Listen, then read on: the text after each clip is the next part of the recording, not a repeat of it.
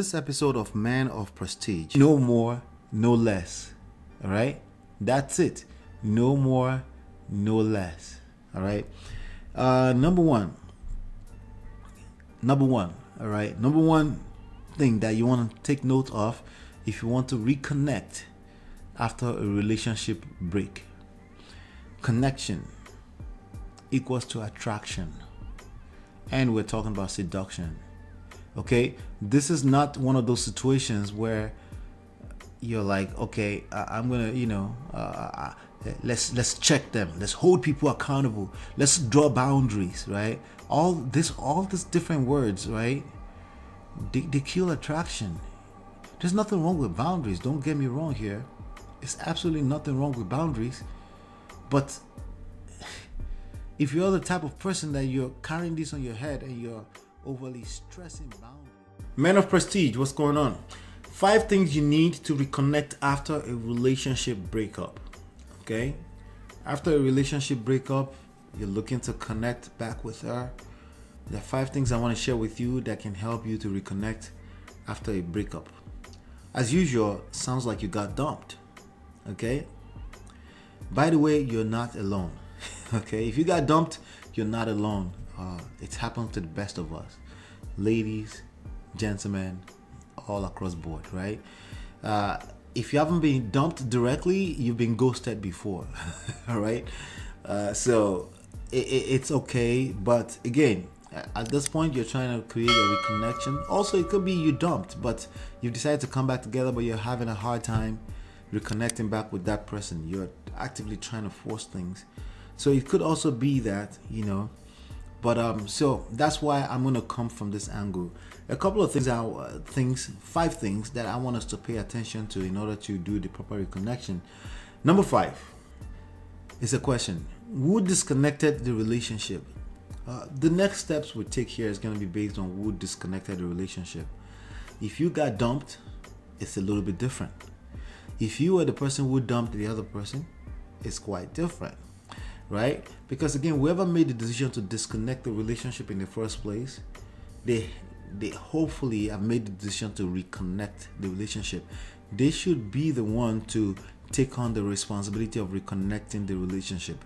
If they don't do that, if whoever the dumper is, if that person does not take on the responsibility of reconnecting or rekindling things, that means you have a temporary situation with you. And basically the other person is being dragged along, right? A lot of times people are in a situation where they cannot decide. They're having a hard time making a decision, right? It could be a lady, it could be a man, right? And you don't want to be dragged along like that. Now, if you were the dumper, obviously you need to engage the responsibility of connecting here,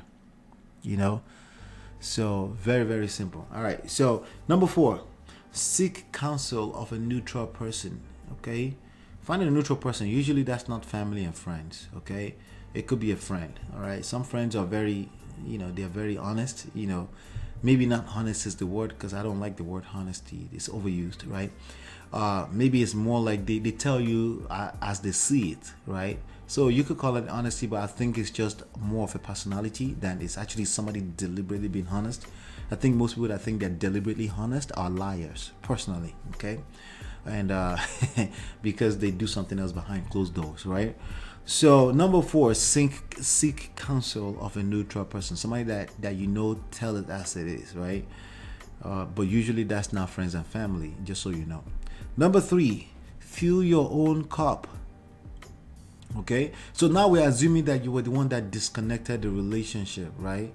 But either way, honestly, you want to make sure you're filling your own cup. You want to make sure you're taking care of yourself. All right?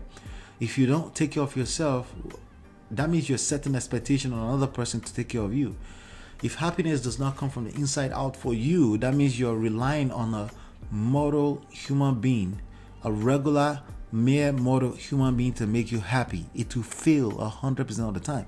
Why? Because not because they mean to fail you, because it's an unrealistic expectation.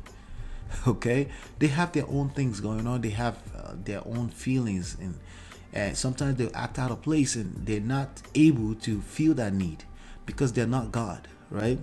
So make sure that you're filling your own cup. Whatever it is that you're trying to do, you're trying to reconnect with an ex, blah, blah, blah, reconnect a broken relationship. The best way to increase the chances of that happening is to fill your own cup. Take care of self. Put your own mask on first so you can actually have love to give, right? Number 2, give. The first give is give to self, right? But it's still giving and not give and take. Give and take is a terrible strategy, in my opinion, okay? Give and take set you up for expectations, set you up to expect unrealistically from another human being. But give. You say, okay, I'm going to give to self. Make sure I'm not pouring from an empty cup, but I'm going to keep giving, meaning I'm able to give to other people. I'm able to share. That's precisely what love means in the real essence of it. Based on time, not based on dictionary stupid meanings, based on what we've seen over time. Love is when you give. That's it. No more, no less. All right? That's it. No more, no less. All right? Number one, all right? Number one thing that you want to take note of if you want to reconnect after a relationship break. Connection equals to attraction. And we're talking about seduction. Okay? This is not one of those situations where you're like, okay, I'm going to, let's check them. Let's hold people accountable. Let's draw boundaries, right? All these different words, right? They kill attraction. There's nothing wrong with boundaries. Don't get me wrong here. It's absolutely nothing wrong with boundaries. But if you're the type of person that you're carrying this on your head and you're overly stressing boundaries, you will destroy the chances of attracting or reconnecting in a romantic way with a partner. Because the idea of romance is not something you're overthinking. It's not, it's not. Now, as a man, you bring the structure, safety, security, right? You bring it. You're not asking another person of that, right? When you're actively asking for boundaries and all these kind of things, now you're asking the other person, right? You're asking the other person to bring you structure. You're asking the lady, the person that's supposed to be the feminine energy where they can multiply what you bring. You're asking them to be the seed sower, and it backfires all the time. It goes against everything. Or it goes against nature, nurture, the society, how things are weighed. And I know you're busy trying to hold them accountable, but it works against you. So what's the point? Especially in the long term, you're wasting your energy, you're wasting your time. So keep in mind that connection equals to attraction. You have to attract it. It is something that's a function of time. It's a function of a certain type of vibe. You can't force it, okay? The only thing you can do is seduce your partner, learn seduction skills and seduce your partner. And seduction skills is something that you must absolutely make sure you acquire.